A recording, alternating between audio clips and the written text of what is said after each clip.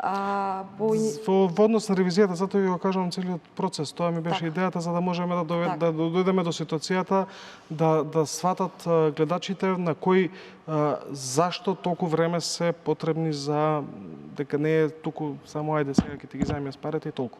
Значи целата работа се завршува. Оде стручните лица, односно домашните експерти прават, да го речем на некој начин, првиот филтер. И тука настануваат, јас барем како што видов, настанале голем број на проблеми. Како? Значи, компаниите, има доста компании кои реално било кој да седне не би му дал ни еден денар. Но имаат поминато тој филтер и веќе доаѓаат до комитет. Комитетот одлучува да речеме за 100 компании. Од тие 100 компании треба да даде на 40 души финансирање. На 40 компании. А на стручните лица дошли 1000 компании, 1000 апликанти. Значи тие 1000 апликанти се сведело на 100. И сега во тие 100 барем за неколку повици што успев длабоко да ги разгледам, не е запазена системот на ротација. Се вртат истите стручни лица. Има неколку стручни лица каде што се јавуваат и како консултанти во самите проекти и се јавуваат во оценувачи на самите проекти. Тоа не е законски. Значи и тоа го имам уведено, тоа е следните постапки што ќе се водат.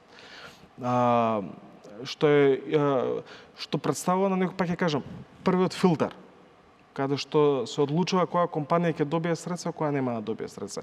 Иако законски замислата во минатото пред основањето на фондот, тие стручни лица не требале да го прават филтерот, туку во случај ако комитетот за некоја тема нема доволна експертиза да ангажира, например, може сите се економисти во комитетот. Имало потреба ли од 500 и кусор домашни нема потреба, но секој директор како што доаѓал. Сметате дека тука се правени малверзации на некој начин? Да.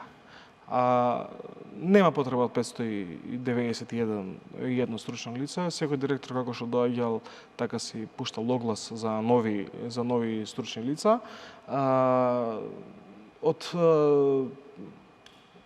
поентата, пак тоа ми беше мојабет, од поентата на стручните лица беше во случај кога комитетот не може да му треба дополнително мислење за некој проект во однос на, не знам, ако економист, доктор се членови на комитетот, немаат експертиза во градежништво, му треба некој професор од градежен факултет. Така, да му даде експертиза, да му каже да, ова е супер идеја, супер ќе се развие, супер ќе донесе новитет во градежниот свет, може да се даде финансирање. На крајот на денот комитетот е тој што одлучувал во финалната на комитетот.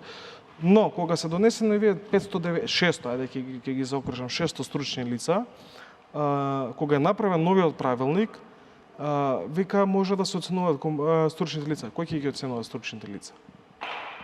Значи немаме анализа на нивната работа, што они немаат. направено. Јас се побарав од швајцарска фондација која работи со предприемништво, побарав да ми пратат експерти кои ќе помогнат да воспоставиме механизам за оценување на стручните лица.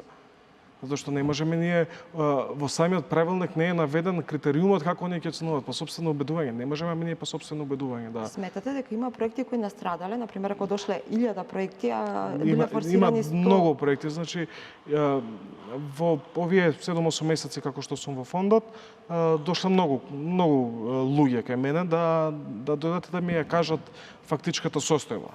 Значи со тоа што какви проекти не поминале, значи со какви ротори, со мотори, со не знам што све не имаат направено луѓето, сами си го финансираат, сами си го работат, сами си тераат во нивниот бизнис, вознат не им дал пари, не го препознал.